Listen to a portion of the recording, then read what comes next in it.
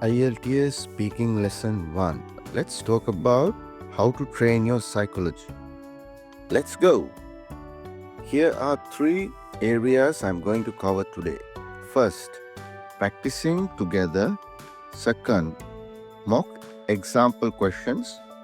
Third, a brief discussion with homework.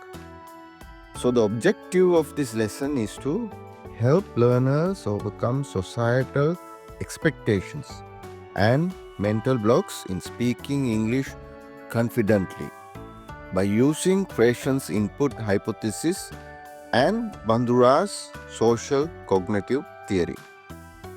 Welcome to English 101 Club. I don't want peace. I want problems always. Question: what stops you from speaking confidently in English? Think for a minute. What truly stops us from speaking? Top example answer would be fear of judgment or societal pressure. Society conditions us to seek approval. But true progress comes from authenticity, not conformity. Instead of worrying about pleasing others, focus on expressing yourself. It means don't worry about grammar or sounding like a broken English speaker. Just express yourself with what comes to your mind. In order to grasp this idea clearly, you all should understand the key concept, which is breaking psychological barriers. Please watch my previous video to get the full explanation of the key concept of our lesson today. In brief, the idea goes like this. We fear speaking because we want to be perfect. But remember, speaking is about connection, not perfection. Let's practice together. Scenario-based roleplay. Okay, let's practice with a relatable topic like describe your dream vacation or talk about a favorite childhood memory. Instructions for this practice session. As you try to answer these questions, imagine you are a listener as well.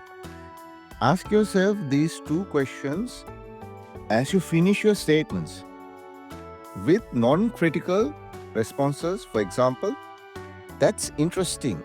Tell me more. Scenario-based roleplay. So here, describe your dream vacation. Ideal basic response would be, my dream vacation is to go to New Zealand. I want to walk in the beautiful mountains and see waterfalls.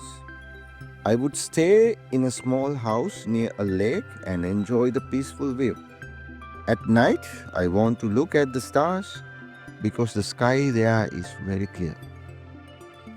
Now, you ask yourself this question in your mind as a follow-up question. That sounds peaceful. Can you tell me more about the places you want to visit in New Zealand? Or, basically, that is interesting. Tell me more. The response would be, I would love to visit Milford Sound to see the mountains and water.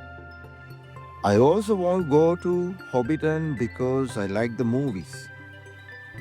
Another place is Queenstown, where I can try fun activities like a boat ride or bungee jumping. Forget about how these sentences are made. Focus on how I was able to add content like Milford Sound, Hobbiton, and was able to talk it out smoothly is because I am familiar with myself. As I know what I want, that is because it comes to me authentically. If I try to memorize this, it will be a foreign feeling and will create anxiety and block me from speaking more freely. Let's try another. Talk about a favorite childhood memory.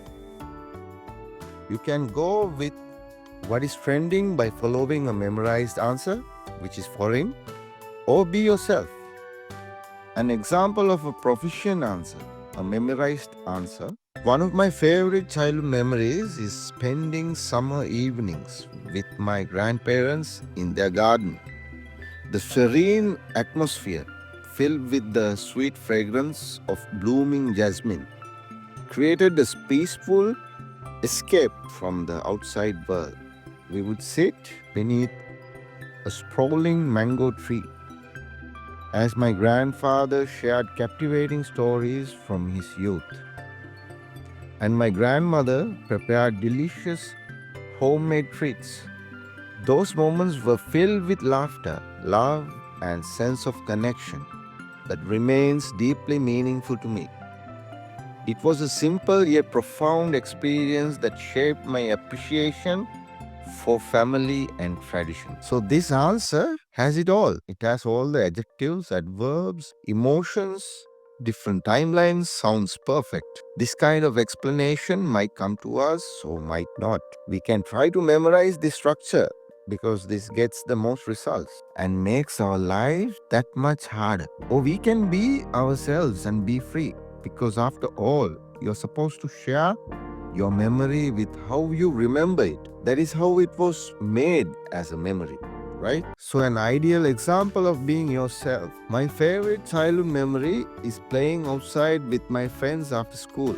We used to play hide and seek in the big park near my house. I remember running around and laughing so much. It was simple, but it made me really happy.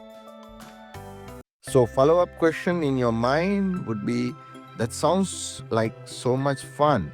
What other games did you and your friends play together? Oh, that is interesting. Tell me more.